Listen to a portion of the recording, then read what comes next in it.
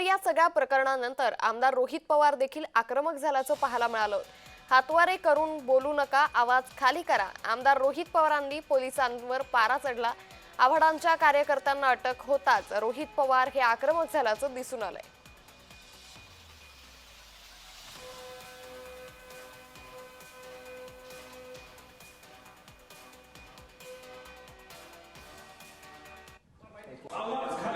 आवाज खाली आणि हात वर केला तर सांगतोय तुम्हाला, शहाणपणा करू नका। बोलता येत असं तर बोलायचं नाही, कळलं का? चला बाहेर तुम्ही तिथं। आमदारावर आवाज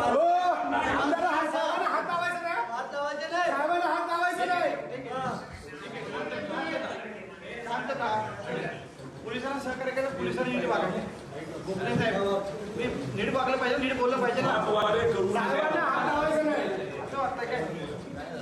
आवाज खाली आणि हात वर केला तर सांगतोय तुम्हाला, शहाणपणा करू नका। बोलता येत असं तर बोलायचं नाही, कळलं का? चला बाहेर तुम्ही तिथं।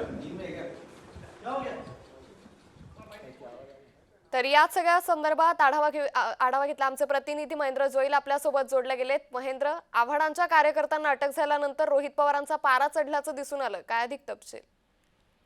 अंकिता, काल जो विधान भवनात झालेला राजा होता त्यानंतर आव्हाड यांचे कार्यकर्ते नितीन देशमुख यांना जे ते पोलिसांनी अटक करण्यात आली होती। त्याचबरोबर ऋषिकांत टकले जे गोपीचंद पडळकरांचे समर्थक आहेत त्यांनाही पोलिसांनी अटक करण्यात आलं होतं। मात्र जेव्हा रात्री विधान भवनात परिसरातून अटक केल्यानंतर पोलिसांच्या गाडीसमोर जो जे आव्हाड यांनी जे ते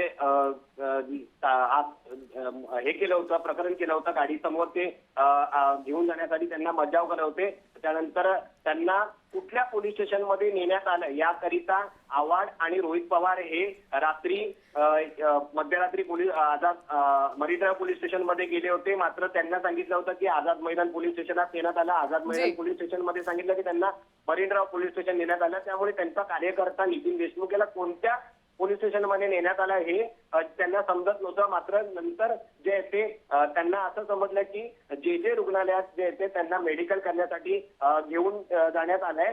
मात्र पोलिसांनी जे ती प्राथमिक माहिती देत नव्हते, म्हणून जे ते रोहित पवार यांचा पारा चढलेला पाहायला मिळाला। त्यामुळे त्यावर रोहित पवार यांनी हातवारे करून बोलू नका, तुम्हाला माहिती नसेल तर बोलू नका अशा शब्दातही त्यांना पोलिसांना त्यांनी जे ते आवाज चढून बोलत आले। त्याचबरोबर आपण पाहिलं तर या व्हिडिओमध्ये रोहित पवार यांचे कार्यकर्तेही त्यांच्यासोबत जे ते आक्रमक झाले आणि आमदारांना असं बोलू नका अशा शब्दात ते पोलिसांनाही दमबाजी करताना पाहायला मिळतंय। निश्चित महेंद्र, धन्यवाद आपण दिलेल्या सविस्तर माहितीसाठी।